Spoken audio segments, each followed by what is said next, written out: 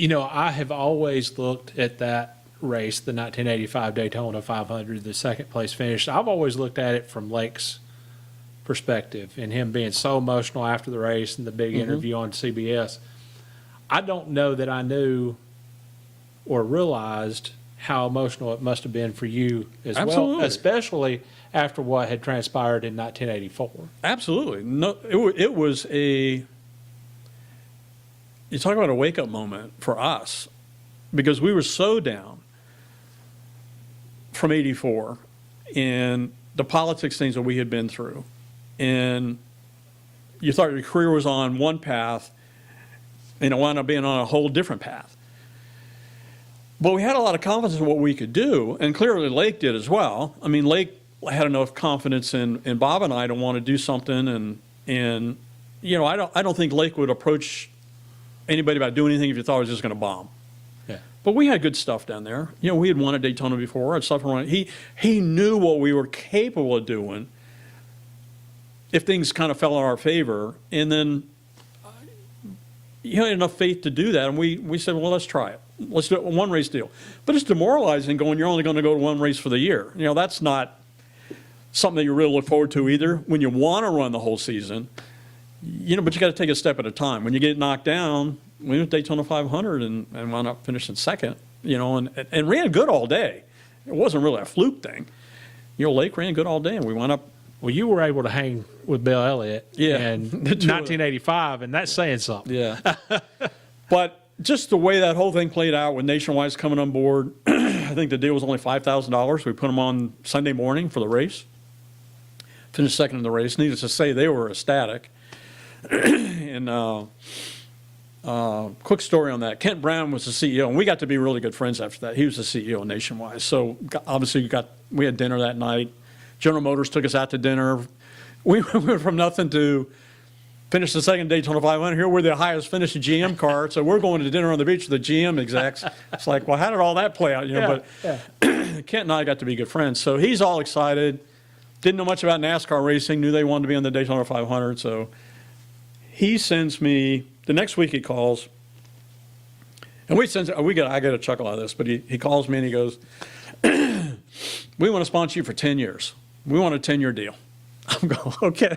We went from nothing to a 10-year deal. So he sends me with Nationwide. Yeah, with Nationwide. So he sends me a proposal, and this is the funniest story. So he sends me a proposal, and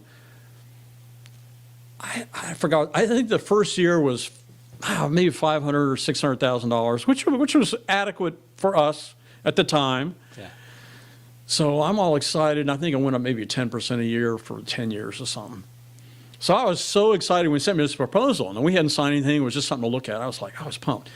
So I was good friends with Rick Hendrick and all this. So I called Rick, and I go, Rick, I said, Nationwide, we'd run second. And, I said, they sent me a 10-year proposal out here. I was just pumped up. And he said, well, how much is it? And so I told him, and he goes, don't sign that. I go, what do you mean don't sign that? He goes, the year of the $1 million sponsor is just around the corner. And I got to think, I said, $1 million, it's a sponsor now. There's nobody's ever going to spend a $1 million to sponsor a car. But I'll never forget Rick telling me that. He says, right around the corner, and look at history, what history played out. But he was so much more of a visionary than we were. But we went up signing a 3-year deal. It was a good deal for us. But I didn't do the 10-year thing. But Rick's vision was much greater. I got my nose under a hood of a car, and he's paying attention to the business. So. But it wasn't very long after that. I think the $1 million deal was there for somebody. Yeah. So it was pretty quick. Neil Bonnett came back to the team in 1987. How did that take place? How did that go? Well, I don't think things at juniors with him and Darrell and Junior worked out exactly the way they had all planned. I'm only hearing that through the grapevine, so I don't know that. But I think they've got a year under their belt or so, and Neil said, you know what? I had a lot more fun in '83 than I'm having over here. And so we kept in contact and kept in I mean, the '83 season was, I'm sure, a good memory for him as well.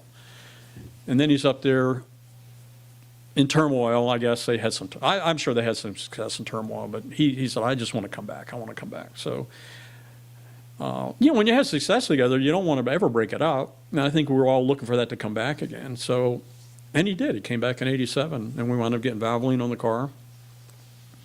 And we had some success.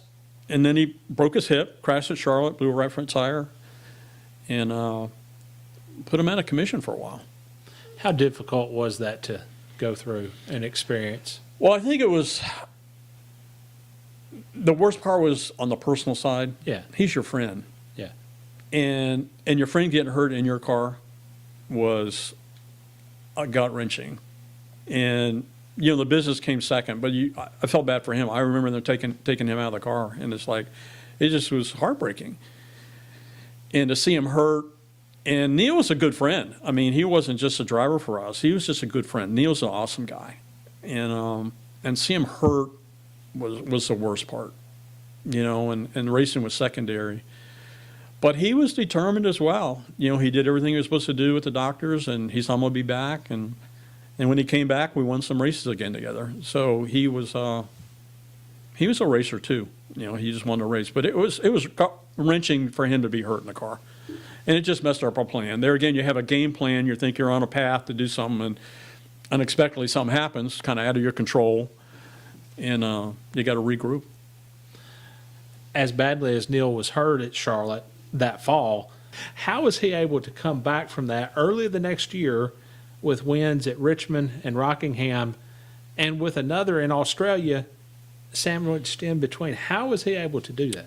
I think determination. He was, and I think when you're a racer and a driver, we've seen it recently with Kyle Busch. Yeah. When Kyle broke his legs. Joe Gibbs will tell you he never saw anybody on a mission no more to get back in a race car.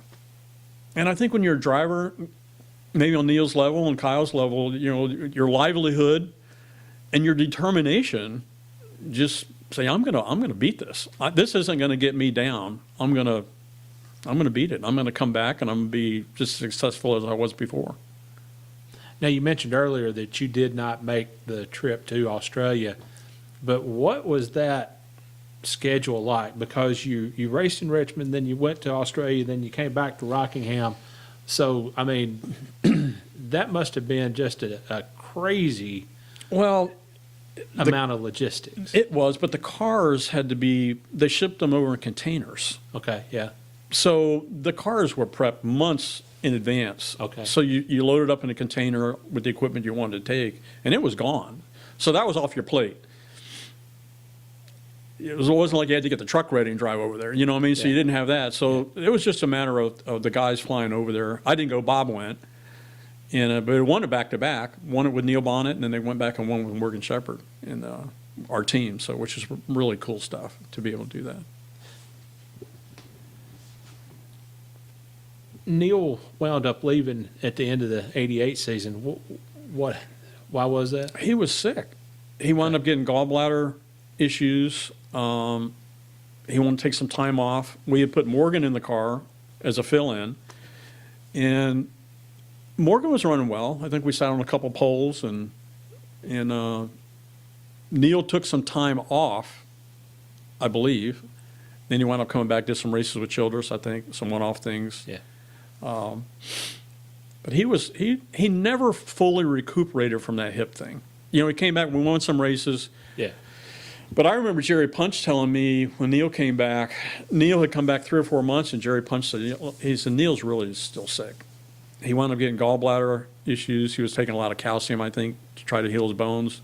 Wound up causing some gallbladder issues with him.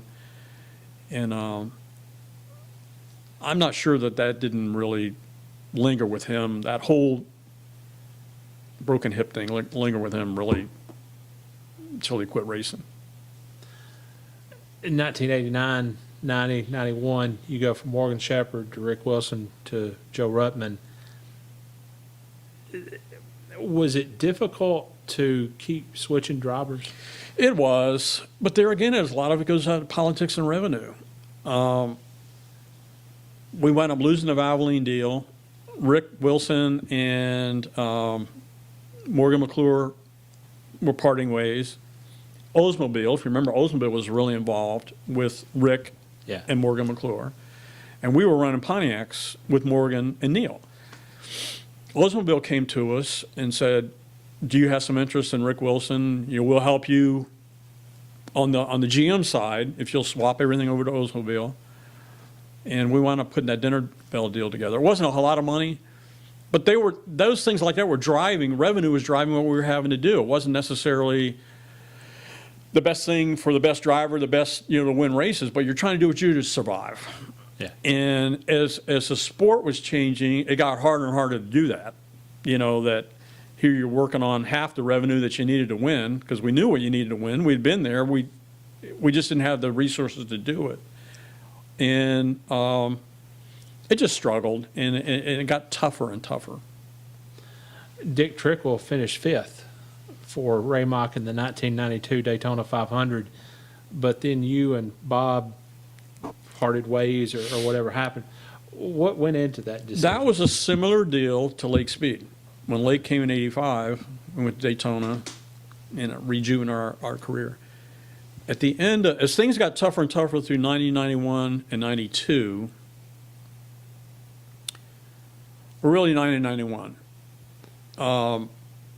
Bob was getting discouraged with the politics side. The sport was changing. Even though we could do all of our own work, motors, cars, and all that stuff, it just got harder and harder. And money was coming in. High money car owners are coming in. The handwriting was kind of on the wall. Yeah. And he saw it maybe more than I did. And if I want to say, Rick, there was a motor change. Some rule was changing in '91. I don't remember if it was cylinder heads, engine blocks. I don't remember something. Yeah. Something was going on the motor side. And we had 17 or 18 engines complete, in inventory. And that rule change was going to obsolete everything that we had in the engine stuff. And we're going to start over, spend a massive amount of money, on engines again for the following season. And I can remember Bob telling me, he said, if they change that rule and everything I have in the shop's obsolete, I'm done. I'm not going to do this anymore. Because it wasn't just financial. It was just rule changing was making it harder and harder. Well, it got implemented, and Bob said, I'm done. I'm not going to keep doing this. Well, I'm on the car side. He's got a revenue source building engines for short track stuff and late models, and, they got a way to make money. But I was on the car side. Even though we were partners, what are we going to do if we're not racing? There's no need for me. I don't have anything to do over there. And he said, well, we'll build cars, or, we'll do that kind of thing. Remember John Krebs, the Diamond Ridge Racing? Do you remember the Gary Bechtel's deal? Yeah. We were maintenance in that. He said, well, we'll do that kind of thing, and we'll just move forward. But I wanted to race. And our relationship wasn't the greatest. He wanted to get out. I wanted to stay in. And, through all the politics, it took its toll on our relationship as well. So we decided to part ways. And but we went to the Daytona 500. It was the same deal with Trickle. We had everything there. We had an Oldsmobile car. It was really fast. And we went there. Our car ran good. We wound up finishing fourth at Daytona 500. But we were done. Bob didn't want to race anymore. And we went to Daytona and raced. And I went to Richmond, probably the hardest race I ever went to. Richmond was the next race.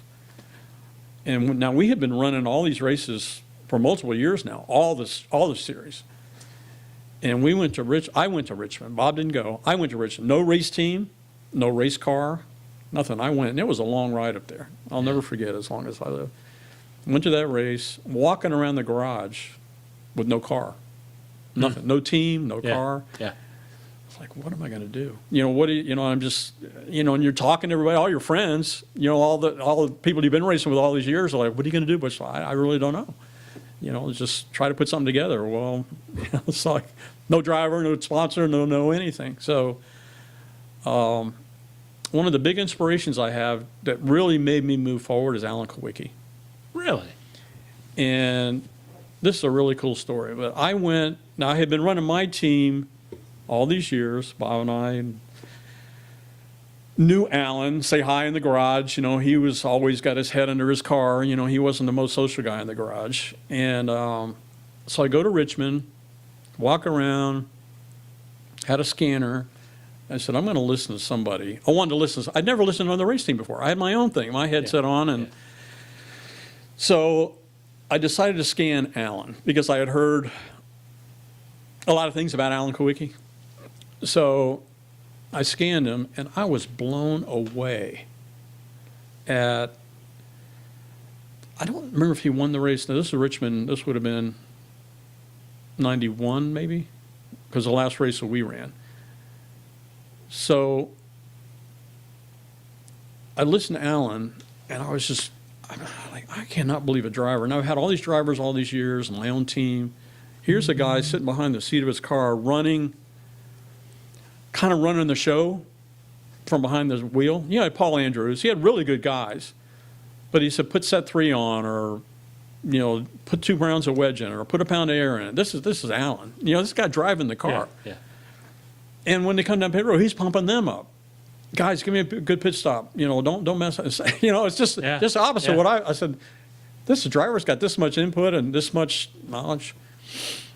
I was blown away. I'm really blown away. I said, no wonder the guy's really good in winning races. So when I got home the next day, I was in awe. I drove home, couldn't get it out of my mind, listening to Alan. I called him up. I said, he's not going to take my call. Anyway, so girl answered the phone. I said, this is Butch Mock. Is Alan available?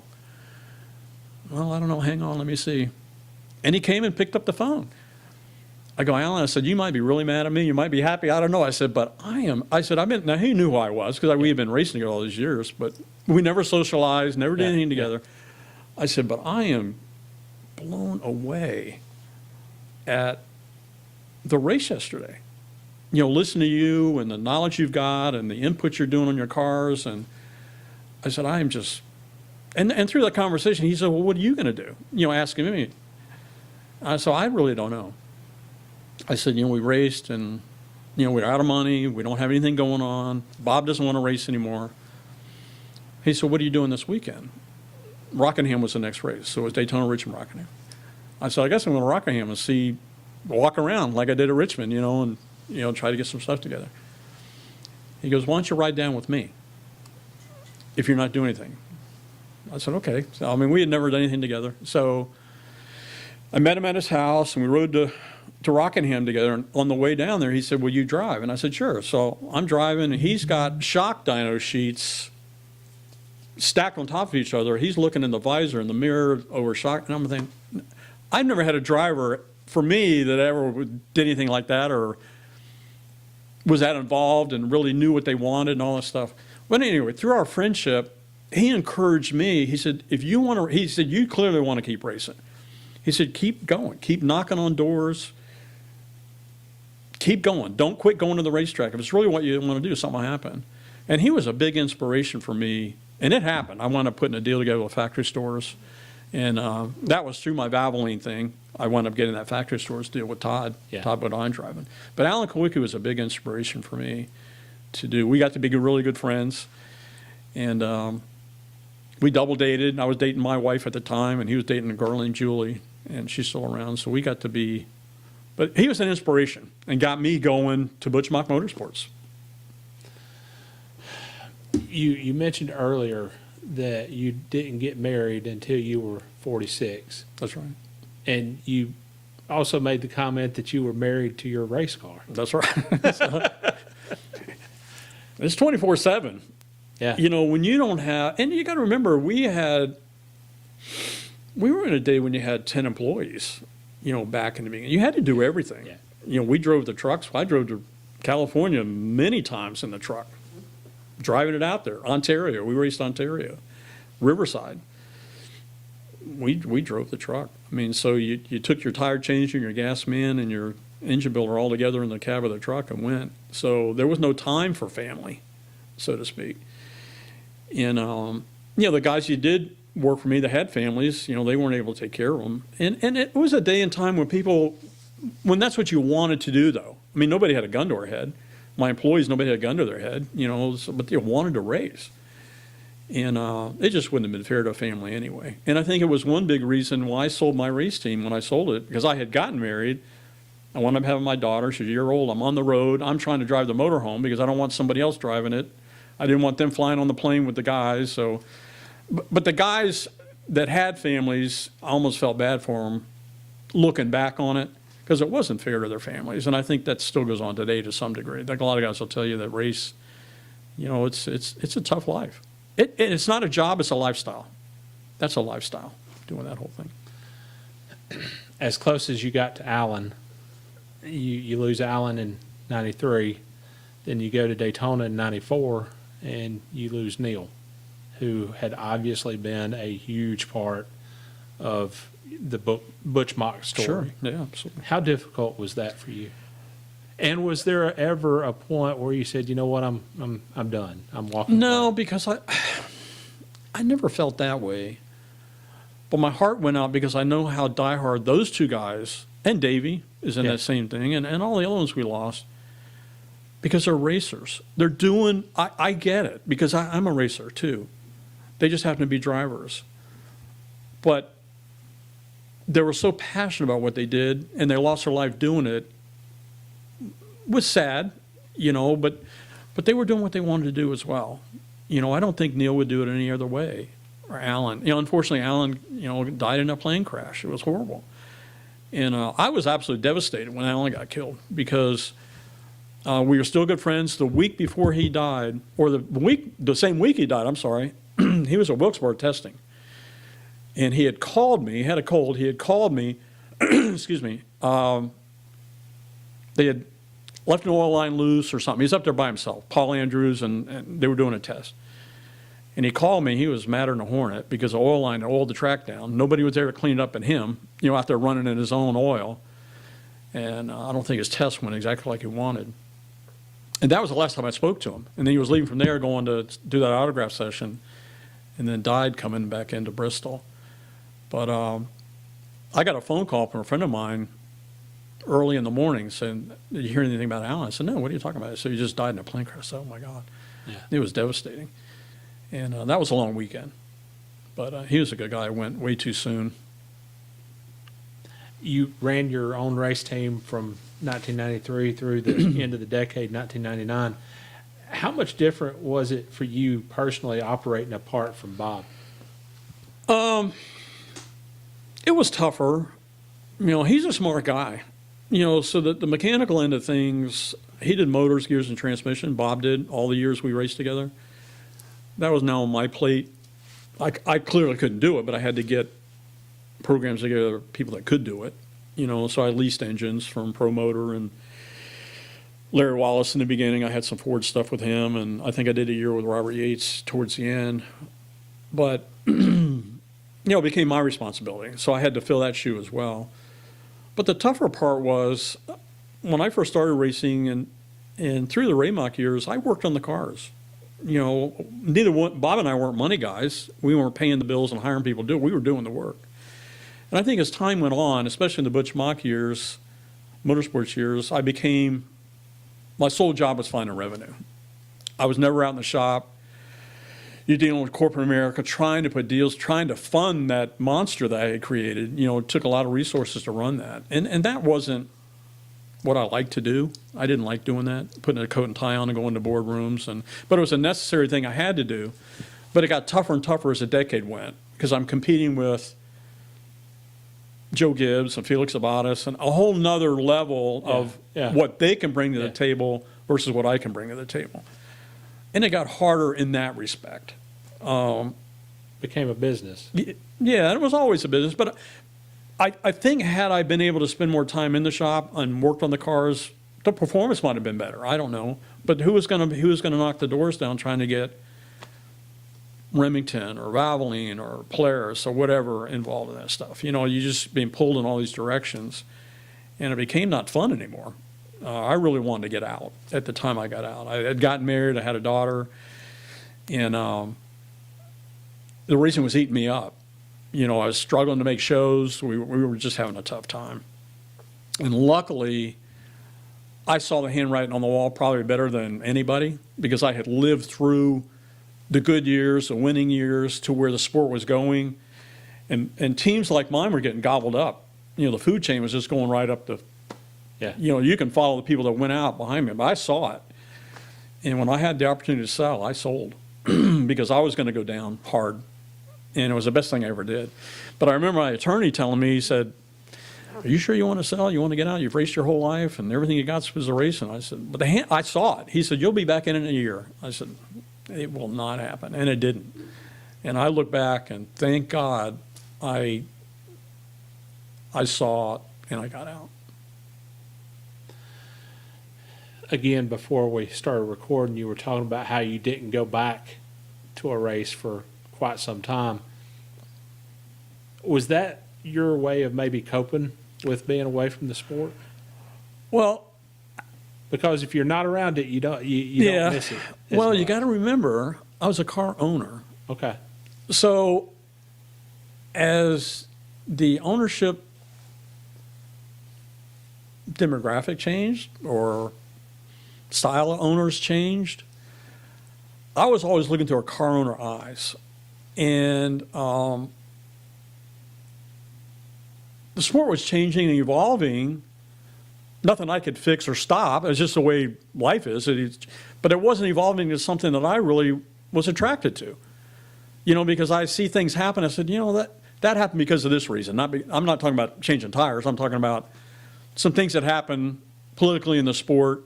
And I look at it through, that's not how Bill Jr. looked at things. You know, I know how he looked at things. I was really involved with Bill Jr. at the time, you know, at all those things. But I saw things happen that really were kind of a turnoff or discouraging me. And I just didn't want to be part of it. You know, I just thought it wasn't, from a car owner standpoint, it wasn't what the intent was when I got in as a car owner, or Junior Dunleavy, or the Wood Brothers, or the Pettys, or go back to the day. You know, it probably sounds old-fashioned to say that, but it was changing. Yeah. And as an old school racer guy, I wasn't necessarily thinking it was changing for the better, you know, from a car owner standpoint.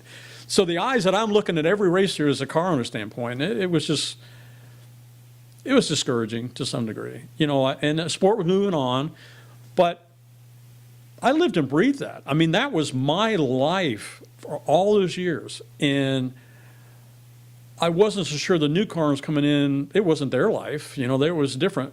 But I had some blood and sweat and tears in that whole thing. And it's not sour grapes. I'm just saying, I said, Yeah. The new people are missing it. They're missing what built the sport. I mean, you had the Bobby Allisons of the world, or the Glenn Woods of the world. Look at the people that, they weren't in it for money. They weren't in it. They were in it because they wanted to race. It was racing. And Bill Jr. understood that. But when he passed away, things evolved and things changed, and I'm just an old has-been that, you know, going to the racetrack anymore. And it was just old. You know, I didn't really want to go. And, you know, I know how busy we are at the racetrack. You don't necessarily have time to go socialize with everybody. And I said, well, I don't want to be that guy out trying to socialize, walking up to one of my old employees trying to say hi to him, and he's got his head under the hood trying to change the sway bar. You know, I don't want to be that guy. Yeah. So you just wound up not going. I heard Mark Martin say that one time as well. I feel like I'm in the way. You know, when I went and go through the garage, everybody's glad to see you when I finally went back. But I almost felt like, oh, I said hi to everybody, now I just need to leave because I'm going to be in the way. So, Yeah. but somebody I really keep in touch with a lot is Eddie Wood. Okay. Eddie and I have been good friends. We were born on the same day, the same year. So, Really? yeah, we're exactly the same age. I did not know that. Yeah, so, Wow. but we've always been pretty good friends. And even when I raced, and we still keep in touch today. So I usually go and hang out with those guys. What was post NASCAR life like for you? What did you do after NASCAR? Well, it was a little different because in racing, almost everything has to be, especially on the cup level, everything has to be perfect. If it doesn't work. Yeah. And everybody around me was so motivated that you're around people that want to be on that level of racing. You're around highly motivated people, whether they're the fabricator, the painter, the PR guy. We're on the road all the time, highly motivated. And when I got out in the real world, a real eye-opener for me, the real world doesn't work that way. And I still get frustrated even today because people say, well, I can't get ahead, I can't, well, work. You know, it doesn't matter what you do. If you'll put some effort in it, you'll probably get something out of it. But it was an eye-opener for me. And I started a retail business with Polaris motorcycle shop. Yeah. And then I was in the real world, dealing with retail and employees that were working 4 hours a day and, not highly motivated. So that was an eye-opener for me. But fortunately, I had a brother that wasn't interested in racing, that was a contractor by trade. And he and I did some commercial real estate stuff together, and he's still building now, and he's really, really, really good at what he does. And we were fortunate enough to carry that business on after I got out of racing. I didn't do any of that stuff prior to racing, but once we got out, we did some stuff together up in Mooresville, some medical buildings and all that sort of thing. So it kept us busy, but we developed it, built it, leased it, managed it, did everything ourselves. So, but a lot of relationships I had came from racing. Everything I have today, really, I attribute to racing. Yeah.